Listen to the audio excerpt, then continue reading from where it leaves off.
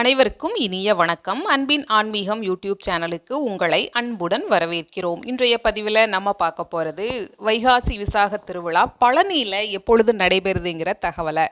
நம்ம சேனலை முதல் முறையாக பார்க்குறீங்கன்னா ஞாபகமாக சப்ஸ்கிரைப் பண்ணிக்கலாம்.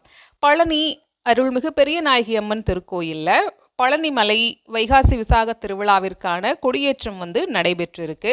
திண்டுக்கல் மாவட்டம் பழனி அருள்மிகு தண்டாயுதபாணி சுவாமி திருக்கோயிலோட உபகோயிலாக இருக்கக்கூடிய அருள்மிகு பெரியநாயகி அம்மன் திருக்கோவிலில் வைகாசி விசாக திருவிழாவை முன்னிட்டு சேவல், மயில், வேல் படங்கள் பொறிக்கப்பட்ட கொடிக்கு சிறப்பு பூஜைகள் செய்யப்பட்டு கொடியேற்றம் நடைபெற்றிருக்கு.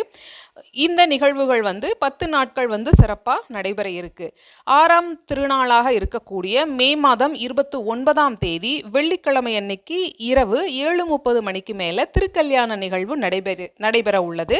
மே மாதம் 30ஆம் தேதி வைகாசி விசாக தினத்தன்று தேரோட்டம் நடைபெற உள்ளது. விசாக தினத்தன்று சனிக்கிழமை மாலை 4:30 மணிக்கு மேலே தேரோட்டம் நடைபெறுதுங்கிற தகவலை சொல்லியிருக்காங்க. ரத வீதிகளில் வள்ளி தெய்வானை சமேத முத்துக்குமார சுவாமி தேரில வலம் பக்தர்களுக்கு அருள் பாலிக்க இருக்காரு. ஜூன் மாதம் 2ஆம் தேதி அன்னைக்கு காலையில் திருவூடல் நிகழ்ச்சியும் அன்று இரவில் கொடியிறக்கத்தோட திருவிழா நிறைவு பெறுதுங்கிற தகவலை சொல்லியிருக்காங்க. பழனிமலைக்கு செல்பவர்கள் இந்த வைகாசி விசாக தினத்தன்று நாம் முருகப்பெருமானை வணங்குவோம். கூட்டம் அதிகமாக இருக்குங்கிறதுனால நம்மளுடைய பாதுகாப்பையும் நாம் கருத்தில் கொள்ள வேண்டும். பழனிமலைக்கு சென்று வந்த உங்களுடைய அனுபவங்கள் எப்படி இருக்குன்ட்டு இந்த வீடியோவோட கமெண்ட் பாக்ஸில் நீங்கள் பதிவு செய்யலாம். இப்பதிவினை இதுவரைக்கும் முழுமையாக கேட்ட உங்கள் அனைவருக்கும் மிக்க நன்றி.